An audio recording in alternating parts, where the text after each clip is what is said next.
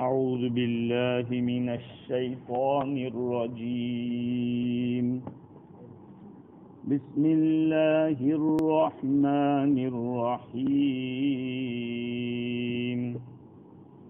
وكل إنسان ألزمناه طائره في عنقه ونخرج له يوم القيامة كتابا يلقاه منشورا اقرأ كتابك كفى بنفسك اليوم عليك حسيبا صدق اللہ العظیم۔ بزرگوں، پیارے بھائیوں، کل یہ بات عرض کی جا رہی تھی کہ اللہ تعالیٰ فرماتے ہیں کہ ہم نے ہر چیز کو تفصیل کے ساتھ بیان کر دیا ہے، یعنی آپ کے دین کے لحاظ سے اور دنیا کے لحاظ سے جن چیزوں کی ضرورت ہے اس کو ہم نے تفصیل کے ساتھ کھول کر بیان کیا ہے۔ اس لیے عالم کا کام یہ ہے کہ قرآن میں غور و فکر کرے، تدبر کرے۔ قرآن کے حقوق جیسے تلاوت ہے، اسی طرح سے عمل کرنا ہے، وہیں پر غور و فکر بھی کرنا ہے۔ قرآن کے حقوق میں سے اس میں غور کیا جائے، فکر کیا جائے۔ اگر آدمی غور و فکر کرے گا تو اس کی قیمتی باتوں سے آدمی واقف ہوگا۔ صحابہ کرام رضی اللہ تعالی عنہ، کوئی دن ان کا ایسا گزرتا کہ جس میں انہوں نے قرآن نہیں پڑھا ہے، قرآن میں دیکھا نہیں ہے، تو وہ ناپسند کرتے تھے اس دن کو کہ آج ہمارا دن ایسا گیا کہ ہم نے قرآن کو دیکھا نہیں۔ ہاں، ہر روز قرآن مجید کو دیکھ کر پڑھتے تھے، اس لیے کہ قرآن دیکھنا بھی عبادت ہے۔ جیسے بیت اللہ کعبہ کو دیکھنا عبادت ہے، کسی عالم دین کو دیکھنا عبادت ہے، اپنے ماں باپ کو دیکھنا عبادت ہے، قرآن میں دیکھنا بھی عبادت ہے۔ ہاں، اب آدمی نہیں جانتا تو کم از کم لے کے بیٹھے تو صحیح، دیکھا دھیان سے ذرا دیکھے تو صحیح قرآن میں کہ یہ اللہ کا کلام ہے۔ نہیں پڑھ سکتا تو کیا ہوا، دیکھنے سے بھی آدمی محروم ہو۔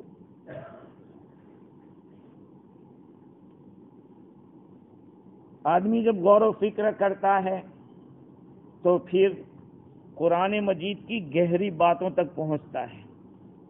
ہاں، ایک تو ہے آدمی کا اوپر دیکھ لینا،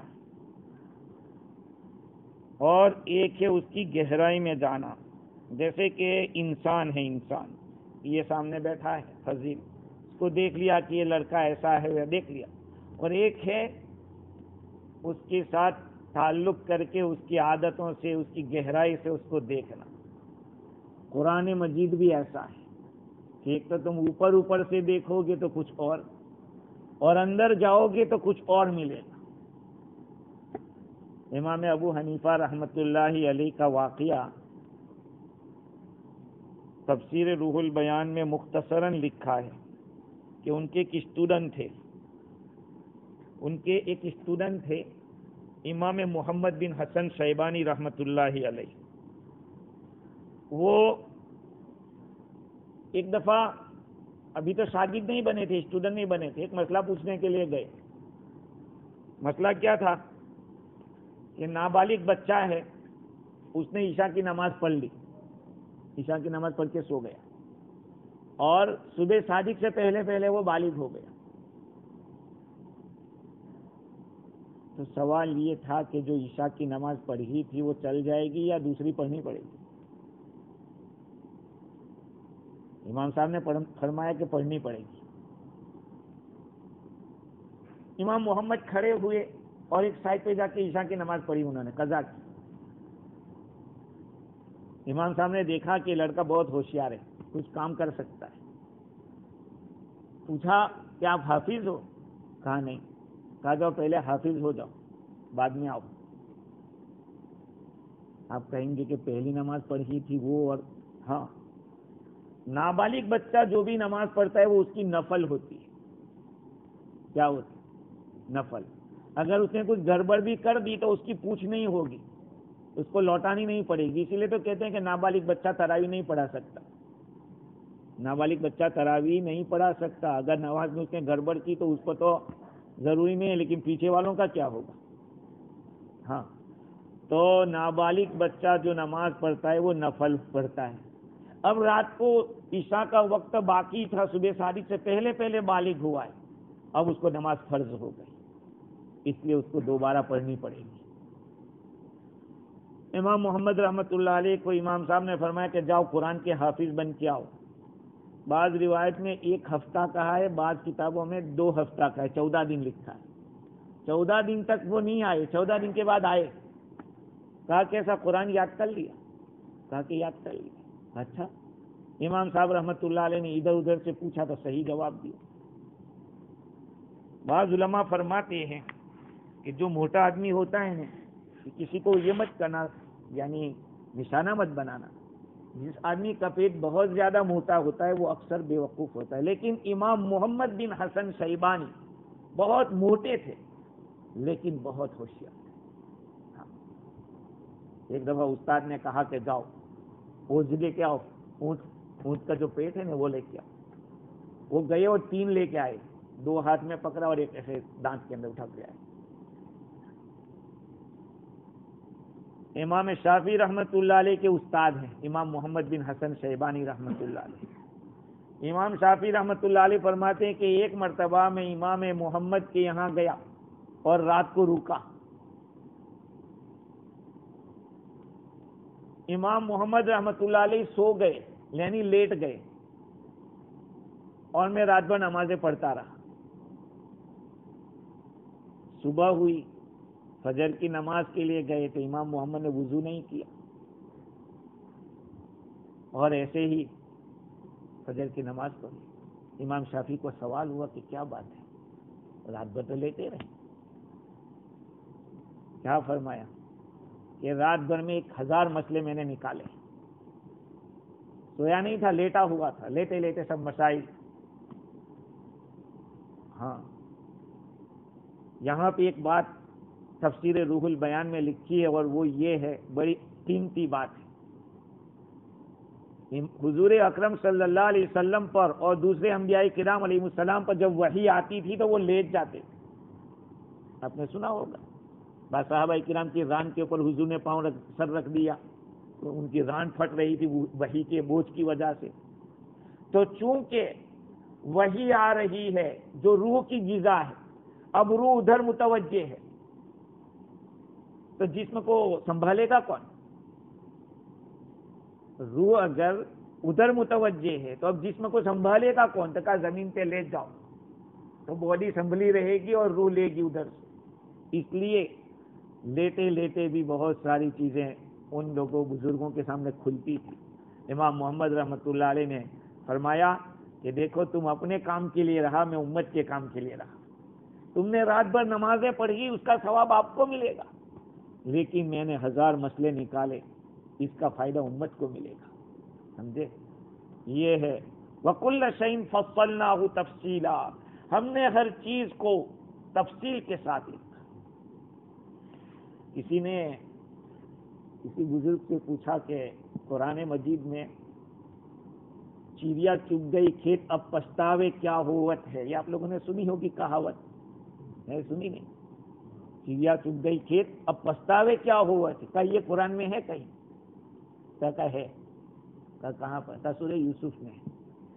کہا حضرت یوسف علیہ السلام سے 2 آدمیوں نے خواب کی تعبیر پوچھی تھی. ایک نے کہا کہ میں خواب میں دیکھ رہا ہوں کہ بادشاہ کو شراب نچوڑ کے پلا رہا. دوسرے نے کہا کہ میں خواب دیکھ رہی, جیل کی بات ہے, مصر کے جیل خانے میں یوسف علیہ السلام کے جو ساتھی تھے, ایک نے کہا کہ میں خواب میں دیکھتا ہوں کہ بادشاہ کو شراب انگور نچوڑ نچوڑ کے پلا رہا. دوسرے نے کہا کہ میں نے یہ خواب دیکھا کہ میرے سر کے اوپر پرندے منڈلا رہے اور کچھ کھا رہے ہیں پرندے میرے سر سے. حضرت یوسف علیہ السلام نے فوراً جواب نہیں دے دیا. ہاں تو ہم لوگ کہتے مفتی کو کیا چل جلدی دے جواب دے. امام حضرت یوسف علیہ السلام نے کیا فرمایا کہ بعد میں جواب دوں گا. آخر میں کیا جواب دیا کہ جو شراب نچوڑتا تھا اس کو کہا کہ تو بادشاہ کی خدمت کرے گا، تو چھوٹ جائے گا. اور دوسرے کو کہا کہ تجھے پھانسی کی سزا ہوگی. کہا کہ یہ تو ہم نے ایسے ہی کہا تھا. کہا کہ قضی الامر الذی فیہ تستفتیان، چیا چوک گئی کہ تب پچھتاوے کیا ہوا. جو فیصلہ ہو گیا ہو گیا، جو تم نے مسئلہ پوچھا تھا اب فیصلہ ہوگا، وہ ایسا ہی ہوا. دونوں کا کیس چلا تو جو شراب نچوڑنے کا خواب دیکھا تھا اس کو بری ہو گیا اور بادشاہ کی خدمت میں لگ گیا، اور دوسرے آدمی کو پھانسی کی سزا ہوئی. ظاہری بات ہے اس سے پرندے کھائیں گے بھی. تو اس وقت قضی الامر الذی فیہ تستفتیان، فیصلہ کر دیا گیا اس چیز کا جس کا تم سوال کر رہے تھے. یہ ہے چیا چوک گئی کھیت اب پچھتاوے کیا ہوا. اب پچھتانے سے کچھ نہیں، تم نے مسئلہ پوچھا تھا ہو گیا. یہ بات پہ بات یاد آ رہی ہے، اس میرا ارادہ نہیں تھا لیکن اب میں سنا دیتا ہوں. تقریباً حضرت مولانا قاسم محمد قاسم نانوتوی نور اللہ مرقدہ یا علماء دیوبند میں سے کوئی بزرگ ہیں، کچھ لوگوں نے ان کا مذاق کرنا چاہا، تو کہا کہ ان کو ہم جنازے کی نماز پڑھانے کے لیے لائیں گے. تو ایک لڑکا تھا، چادر اڑ کے اس کو سلا دیا. کہا کہ حضرت یہ جنازے کی نماز پڑھانا. اب بات طے ہوئی تھی کہ سلام پھیرنے سے پہلے تو اٹھ کے بھاگ جانا. بزرگ نے پوچھا کہ بھائی کیسے، زندے کی پڑھاؤ کہ مردہ کی؟ سارے جنازہ تو مردے کا ہی ہوتا ہے نا حضرت. اچھا، اللہ اکبر. نماز پوری ہو گئی، سلام ہو گئی. وہ اٹھا نہیں، وہ دیکھا تو مر گیا. یہ ہے چڑیا چگ گئی کھیت اب پچھتاوے کیا. اللہ والوں کی کبھی کبھی مذاق بہت بھاری پڑ جاتی ہے. ہاں کبھی وہ اللہ تعالیٰ کا معاملہ ہے بھائی. ہاں جو جتنا قریب ہوگا اس کا مسئلہ اتنا بھاری ہوتا ہے. خیر تو بات یہ چل رہی تھی کہ وَكُلَّ شَيْءٍ فَصَّلْنَاهُ تَفْصِيلًا، ہم نے ہر چیز کو وضاحت کے ساتھ بیان کیا ہے. قرآن کو آپ لاؤ، کوئی مسئلہ لاؤ، انشاءاللہ العزیز احادیث شریفہ کی روشنی میں اس کا جواب دیا جائے. کیونکہ قرآن نے تو کہہ دیا ہے کہ ما آتاکم الرسول فخذوہ وما نہاکم عنہ فانتہوا، اللہ کا رسول تمہیں جو دے وہ لے لو اور جس سے روکے اس سے رک جاؤ. لہذا اب حدیث میں تم چلے جاؤ، قرآن کی آیت کے نیچے سب آ جائے گا. وَكُلَّ إِنسَانٍ أَلْزَمْنَاهُ طَائِرَهُ فِي عُنُقِهِ، اور ہر انسان کے عمل کو اس کے گلے کے اندر ہم نے چپکا کے رکھا ہے. وَنُخْرِجُ لَهُ يَوْمَ الْقِيَامَةِ كِتَابًا يَلْقَاهُ مَنْشُورًا، اور ہم اس کے لیے قیامت کے دن نکالیں گے ایک ایسی کتاب جس کو وہ کھلی ہوئی پائے گا، پھیلائی ہوئی پائے گا. اقرأ کتابک، تو اپنے نامہ اعمال کو پڑھ لے.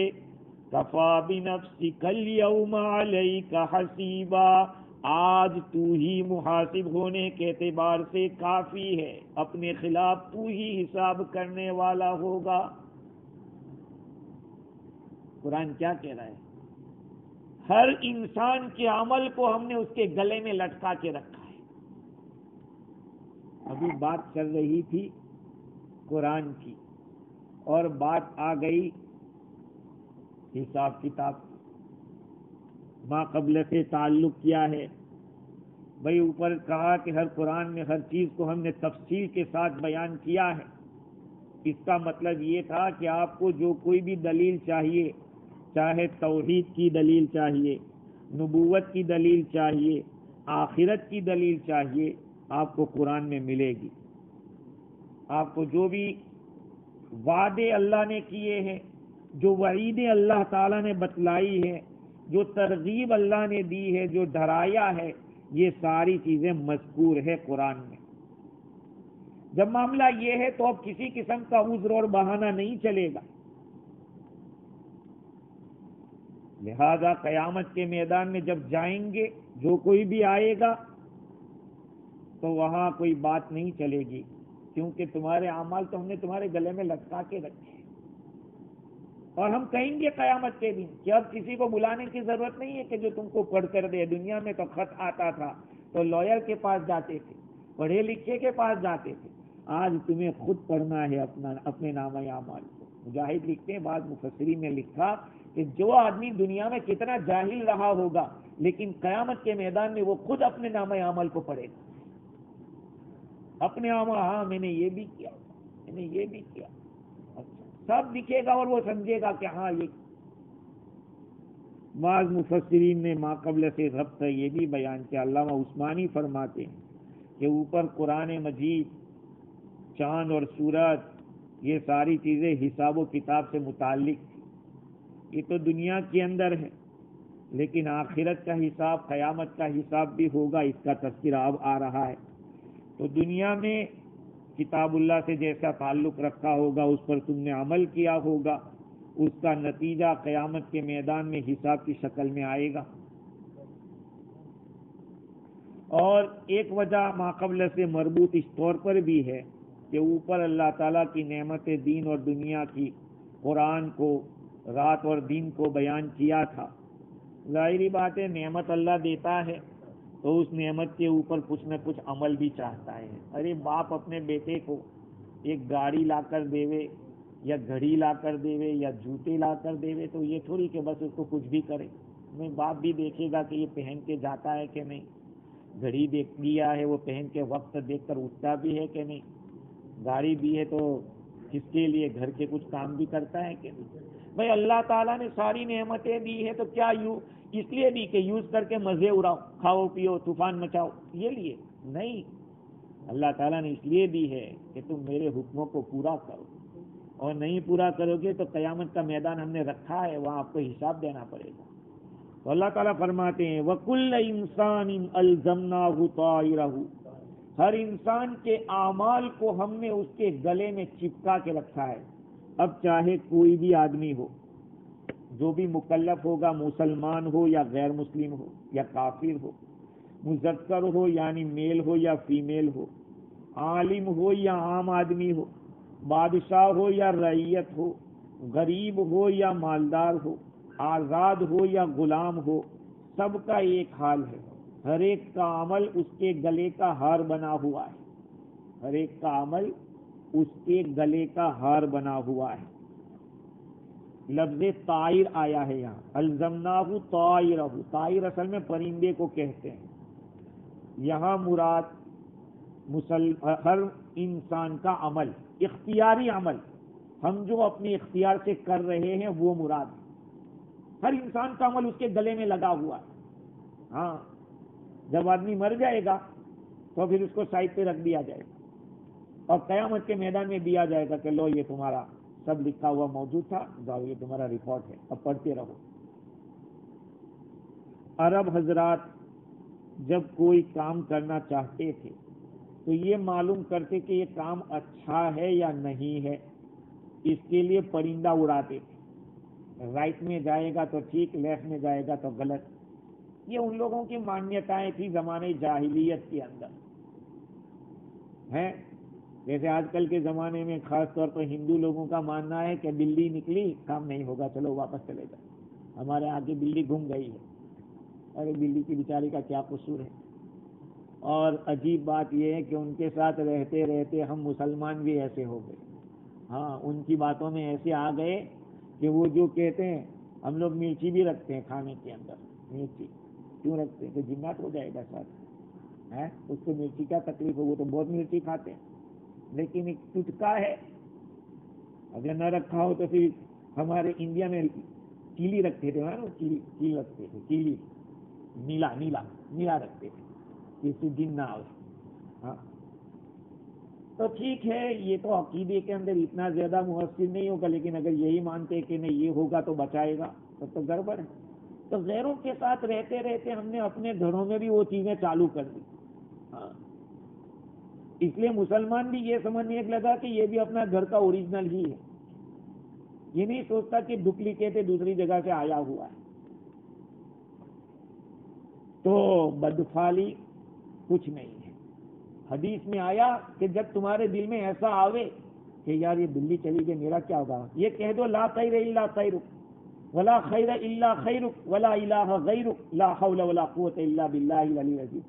بھائی ہر ایک کے دل میں آتا ہے، دیکھو ایسا نہیں ہے کہ ہم بیان کریں تو ہمارے دل میں نہیں ہوگا کہ یار، جیسے 17واں سپارہ پڑھتے ہیں تو ایسا ہوتا ہے کہ یار آج 17واں سپارہ ہے، 17 ہے تو خطرے کا تو نہیں ہے، ایسا آدمی کے خیالات تو آتے ہیں۔ تو حضور نے فرمایا کہ ہر ایک کے دل میں ایسی چیزیں آتی ہیں، لیکن اس کو اللہ کی طرف کرنا چاہیے۔ لا خیر الا خیرک ولا خیر الا خیرک، یہ اللہ کوئی پرندہ ورندہ کچھ نہیں، وہ تیرا ہی ہے، اور کوئی بھلائی نہیں مگر تیری ہی بھلائی، اور تیرے سوا کوئی معبود نہیں، اور بھلائی سے بھلائی کی طرف لے جانے والا، برائی سے بچانے والا تیرے سوا کوئی نہیں ہے۔ جب آدمی یہ دعا پڑھ لیتا ہے تو اطمینان ہوتا ہے۔ بدفعلی منع ہے، نیک فعلی جائز ہے۔ دیکھو دو چیزیں ہوتی، ایک نیک فعلی ایک بد فعلی۔ اب سکن اور سکن، سکن اچھے کو کہتے ہیں، اب سکن برے شگون کو کہتے ہیں۔ مثال کے طور پر آپ کسی کام کے لیے جا رہے تھے اور راستے میں کوئی سہیل نام کا آدمی مل گیا یا سہل نام کا آدمی مل گیا، معاملہ آسان ہو جائے گا۔ ہاں یہ نیک فعلی ہے، حضور صلی اللہ علیہ وسلم نیک فعلی کو پسند فرماتے تھے اور بد فعلی کو ناپسند کرتے تھے۔ ہاں، اس لیے پازیٹیو رہنے کو کہا گیا، نیگیٹو رہنے کی ضرورت نہیں ہے، سیدھے الفاظ میں یہ کہا جائے پازیٹیو، بی پازیٹیو۔ ایک مرتبہ بادشاہ شکار کو جا رہا تھا، بادشاہ تو راستے میں ایک آدمی کچھ ایسی شکل کا مل گیا، بادشاہ کو آیا غصہ کا، اس کو جیل میں ڈال دو۔ کہا کیا؟ ارے جاؤ اس کو جیل میں ڈالو، میں شکار میں جا رہا ہوں، صبح صبح میں یہ مل گیا۔ بادشاہ اچھی طرح سے شکار کر کے شام کو آیا تو کہا اس کو چھوڑ دو، جیل میں سے نکالو۔ اس نے بادشاہ سلامت سے کہا کہ بادشاہ سلامت ایک بات بتاؤ، میرے منحوس ہونے کے بارے میں آپ کو شک تھا، لیکن یہ کلیئر ہو گیا کہ میں منحوس نہیں ہوں، آپ آ گئے صحیح سالم، لیکن آپ کے منحوس ہونے میں یقین ہو گیا مجھ کو، اس لیے کہ میں نے جب آپ کو صبح صبح میں دیکھا تو مجھے جیل میں جانا تھا۔ اگر آپ کے اندر کچھ اچھائی ہوتی تو میں یہ مصیبت نہ آتی، تو آپ کو دیکھ کر میرے لیے مصیبت ہوئی، اس کا مطلب کہ تم منحوس ہو۔ اسلام میں نحوست نام کی کوئی چیز نہیں۔ اگر نحوست ہوتی، دیکھو بالفرض و تقدیر کی بات ہے، اگر ہوتی تو گھر میں ہوتی، عورت میں ہوتی، سواری میں ہوتی، لیکن کوئی چیز نہیں ہے۔ ہاں، آدمی جس دن گناہ کرے سمجھو یہ دن ہمارا برا ہے، نیکیاں کرے جس دن، اسی لیے کہتے ہیں صبح اٹھ کے دعائیں پڑھو، صبح صبح قرآن پڑھو، دعائیں پڑھو، تمہارا دن اچھا نکلے گا۔ اب صبح میں اٹھ کے ہی 12 بجے تو آدمی 10 بجے تو اٹھے اور نہ نماز نہ کچھ، تو پھر کہاں سے دن اچھا جائے؟ ہمارے یہاں کچھ لوگ کہتے ہیں کہ جس کی صبح کی چائے خراب اس کا پورا دن خراب۔ ارے میں کہتا ہوں جس کی فجر خراب اس کا پورا دن خراب، جس کی فجر کی نماز خراب پورا دن خراب۔ تو اللہ تعالیٰ فرماتے ہیں کہ ہر انسان کے عمل کو اس کے گلے میں ہم نے چپکا کے رکھا ہے، یا دوسرے لفظوں میں حضرت ابو عبیدہ فرماتے ہیں کہ طائر کے معنی نصیب، ہر ایک کا نصیب اس کے گلے میں ہے، لٹکا دیا گیا ہے۔ یعنی انسان کو اللہ تعالیٰ نے پیدا کیا اور ہر ایک کی تقدیر کو اللہ تعالیٰ نے لکھ دی ہے۔ عقل اللہ نے لکھ دی، کس کو کتنی عقل، کتنا علم، کتنی عمر، کتنا رزق، اور لکی ہوگا یا بید لک ہوگا، یہ ساری چیزیں انسان اس سے تجاوز نہیں کر سکتا۔ ہاں، آپ یہ سوچو کہ میں یہ بھی کر لوں، وہ بھی کر لوں، وہ بھی کر لوں، لیکن اتنا ہی ہوگا جتنا لکھا جا چکا ہے۔ ہاں، ہمیں صرف اتنا کہا تم پازیٹیو رہو، نیکیاں کرتے رہو، کسی کا برا مت سوچو، نہ کسی کا برا کرو، پھر دیکھو جو ہونا ہے وہ ہوتا رہے گا۔ ٹائم پہ ہر چیز ملتی ہے اللہ کی طرف سے، اور آپ ٹائم سے پہلے مانگو گے تو سر پھوڑ کے مر جاؤ، لیکن وہ چیز ملنے والی نہیں ہے۔ امام راضی لکھتے ہیں کہ آدمی کو چاہیے کہ اسی پہ راضی رہے. جو تقدیر اللہ تعالیٰ نے کوانٹیٹی میں، کوالٹی میں جو کچھ بھی لکھ دیا ہے بس اس پہ وہ راضی رہے. وہ اس کو مل کے رہے گی، جب بھی اللہ نے چاہا ہے وہ مل کے رہے گی. یہ اللہ تعالیٰ کی قدرت اور تقدیر کی بہترین دلیل ہے. انسان کے عمل کو اس کے گلے میں لٹکا کے رکھا ہے. ہر انسان جو کچھ عمل کرتا ہے وہ اس کے گلے میں لکھا جا رہا ہے. کیا مطلب؟ یعنی گلا انسان کے ساتھ کیسا چپکا ہوا ہے، ایسے ہی اس کا عمل بھی اس کے ساتھ چپکا ہوا ہے. گلا الگ نہیں ہو سکتا، ایسے اس کا عمل بھی الگ نہیں ہو سکتا. اور دوسری بات یہ کہ اللہ تعالیٰ فرماتے کہ ہم نے چپکایا ہے، ہم نے چپکایا ہے، ہم نے لکھ دیا ہے تمہارے تقدیر کو، تمہارے اعمال کو ہم نے تمہارے گلے میں پہنا دیا ہے. جیسے کسی کے گلے میں کوئی ہار پہنا دیا جائے تو کیسا گلے میں لٹکا رہتا ہے، کہ ایسے ہی بندے کے اعمال بھی اس کے ساتھ چپکے ہوئے رہتے ہیں. اس لیے گلے کا لفظ لائے اور کوئی لفظ نہیں لائے، کیونکہ اگر خیر ہوگی تو وہ اس کو مزین کر دے گا، اور اگر کوئی برائی ہوگی تو اس کو بدنما کر. بھائی گلے کے اندر کوئی ہار پہنتا ہے اچھا تو اچھا لگتا ہے، اگر برا ہار پہنتا ہے، کوئی گندی چیز پہنتا ہے تو وہ چیز گندی لگتی ہے. اس لیے گلے کا لفظ استعمال کیا. حضرت مجاہد فرماتے ہیں کہ جو کوئی بھی بچہ پیدا ہوتا ہے تو اس کے گلے کے اندر یہ لکھا ہوا ہوتا ہے ایک ورق میں کہ یہ لکی ہوگا یا بیڈ لک ہوگا. یہ ساری چیزیں لکھی ہوئی ہوتی ہیں. اللہ تعالیٰ فرماتے ہیں وَنُخْرِجُ لَهُ يَوْمَ الْقِيَامَةِ كِتَابًا يَلْقَاهُ مَنْشُورًا، اور ہم اس کے سامنے قیامت کے دن ایک کتاب نکالیں گے جس کو وہ کھلا ہوا پائے گا، پھیلایا ہوا پائے گا. نکالیں گے. اللہ تعالیٰ فرماتے کہ ہم نکالیں گے. کیا مطلب؟ حضرت حسن بصری رحمۃ اللہ علیہ فرماتے ہیں کہ اے آدم کے بیٹے، ہم نے تیرے لیے نامہ اعمال کو پھیلا کے رکھا ہے.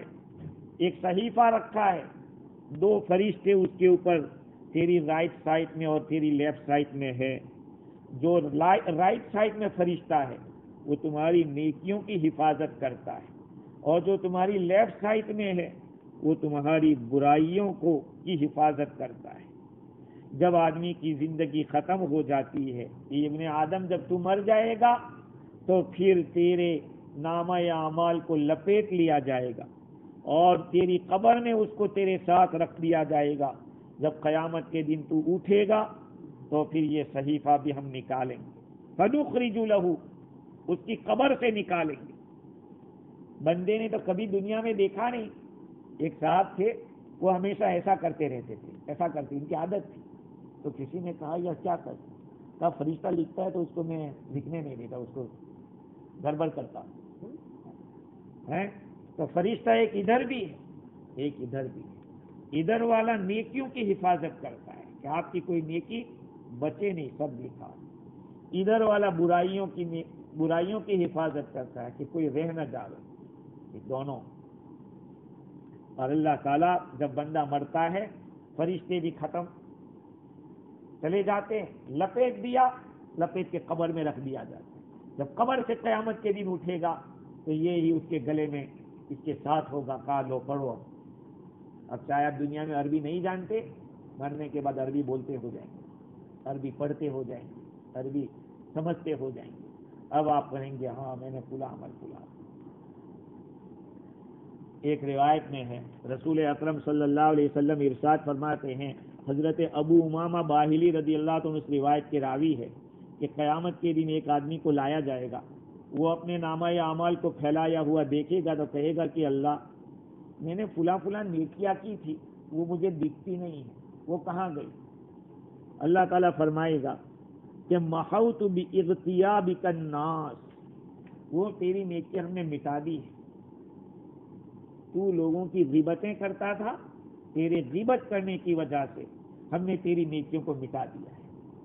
یہ روایت ہے اور اس کو نقل کیا ہے اصبہانی نے، جس کو تفسیر مظہری کے اندر نقل کیا. خیر، تو اللہ تعالیٰ فرماتے ہیں کہ بندہ جب قبر سے اٹھے گا تو اس طرح ہوگا. اور حضرت عقبہ ابن عامر رضی اللہ تعالیٰ عنہ ایک روایت نقل کرتے ہیں کہ حضور اکرم صلی اللہ علیہ وسلم نے ارشاد فرمایا لیس من عمل یوم، بھائی روزانہ جتنے ہم اعمال کرتے ہیں اس کے آخر میں ایک مہر لگتی ہے. دنیا کی آفسوں کے اندر بھی صبح سے شام تک جو کام ہوتا ہے اس کو کام کر کے لپیٹ کے ایک مہر لگا دی جاتی ہے، اسٹیمپ لگا دیا جاتا ہے کہ یہ فلاں تاریخ کا کام ہے. ہوتا ہے کہ پھر مہینے کا ہوتا ہے، پھر سال کا ہوتا ہے. بڑی بڑی آفسوں میں یہی تو ہوتا ہے. انسان کے اعمال کا بھی یہی حال ہے. صبح سے شام تک جو کچھ کرتے ہیں فرشتہ لکھ کے اسٹیمپ کر دیتا ہے کہ یہ اس تاریخ کا ہے، فلاں دن کا ہے. جب بندہ مومن بیمار ہوتا ہے تو فرشتے اللہ تعالیٰ سے عرض کرتے کہ اللہ تیرا فلانا بندہ بیمار ہے، وہ نیکی نہیں کر رہا ہے. اللہ تعالیٰ فرماتے ہیں کہ ٹھیک ہے، وہ جیسے عمل کرتا تھا پہلے لکھتے رہو. اگر آپ پہلے کھڑے ہو کر نماز پڑھتے تھے، نفل نماز، بیماری کی وجہ سے بیٹھ کر پڑھ رہے ہیں، آپ کو کھڑے ہونے کا ثواب ملے. آپ جوانی میں تہجد پڑھتے تھے، بڑھاپے کی وجہ سے نہیں پڑھ پا رہے، آپ کو اس کا ثواب ملے گا. جیسے اعتکاف میں بیٹھنے والا، اگر وہ اعتکاف میں نہیں رہتا تھا تو بیماروں کی بیمار پرسی کے لیے جاتا تھا، اسی طرح سے غریبوں کی مدد کے لیے جاتا تھا. اب اعتکاف کی وجہ سے نہیں جا رہا ہے، اس کو اس کا ثواب ملے گا. کہ اللہ، یہ دنیا والوں نے پینشن نکالا ہے، یہ پینشن اللہ نے پہلے سے رکھا ہے. سمجھے؟ پینشن کا معاملہ دنیا والوں نے رکھا ہے، وہ تو جب تک زندہ ہے وہاں تک. لیکن اللہ تعالیٰ نے تو ایسا رکھا ہے کہ اگر دنیا میں کوئی نیک عمل ایسا کر کے گیا کہ وہ بعد میں بھی چلتا رہا تو اس کو ملتا رہے گا. اس لیے کہتے ہیں کہ نیک کام شروع کرو، برے کاموں کو چھوڑو اور اس کو چھڑانے کی کوشش کرو. ابو بکر بن عبداللہ فرماتے ہیں کہ مومن بندے کو قیامت کے دن اس کے نامہ اعمال کے ساتھ لایا جائے گا. وہ اس کو اندر بھی پڑھے گا، اس کی نیکیاں ہوگی تو لوگ رشک کریں گے، یار کیا نیکیاں ہیں، اس نے تو کیا نیکیاں کی ہیں. اور جو برائیاں ہوگی وہ اندر ہوگی. ایمان والا ہے، اللہ تعالیٰ پردہ کریں گے ایمان والے کے لیے. جب وہ اپنی برائیاں دیکھے گا تو گھبرا جائے گا کہ میں مر گیا، یہ تو ساری برائیاں میری لکھی ہوئی ہے. اللہ تعالیٰ فرمائے کہ جا، میرا اور تیرا معاملہ ہے، میں نے تجھے بخش دیا، جا. اس لیے کہتے ہیں کہ اللہ کے ساتھ اچھا گمان رکھو، اللہ کے ساتھ اپنا معاملہ صحیح رکھو. ہاں خیر، تو اللہ تعالیٰ فرماتے ہیں کہ ہم اس کے لیے قیامت کے دن اس کے نامہ اعمال کو نکالیں گے، جس کو وہ پھیلایا ہوا کھلا ہوا پائے گا. اقرا کتابک، اللہ تعالیٰ فرمائے گا کہ پڑھو اپنے نامہ اعمال کو، تم پڑھو، کسی اور کو بلانے کی ضرورت نہیں ہے. دنیا میں تو خط آتا تھا تو لائر کے پاس جاتے رہے کہ پڑھ کے بتا دو کیا لکھا ہے اس میں، کچھ فائن وائن تو نہیں ہے، کوئی اور مصیبت تو نہیں ہے، فلاں دفعہ اور فلاں یہ ہے، فلاں سیکشن اور یہ سب چیزیں لکھی ہے تو دیکھ لو ذرا. وہاں کوئی وکیل کی ضرورت نہیں پڑے گی. اور کسی نے ایک لطیفہ سنایا تھا نا، کوئی وکیل ہو تو اس کو برا لگ جائے گا، لیکن ایک لطیفہ وکیلوں کا اس طرح مشہور ہے کہ جنت والوں کی جہنم والوں سے کچھ گڑبڑ ہوگی، یعنی ہوگی تو نہیں لیکن یہ لطیفہ بنایا ہے.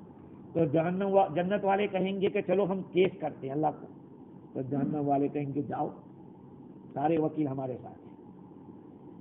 اقرا کتابک، تم اپنے نامہ اعمال کو پڑھو.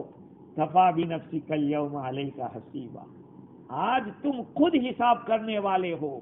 حساب تمہیں خود کو کرنا ہے، کوئی اور نہیں آئے گا. تم فیصلہ کرو تم کس لائق ہو.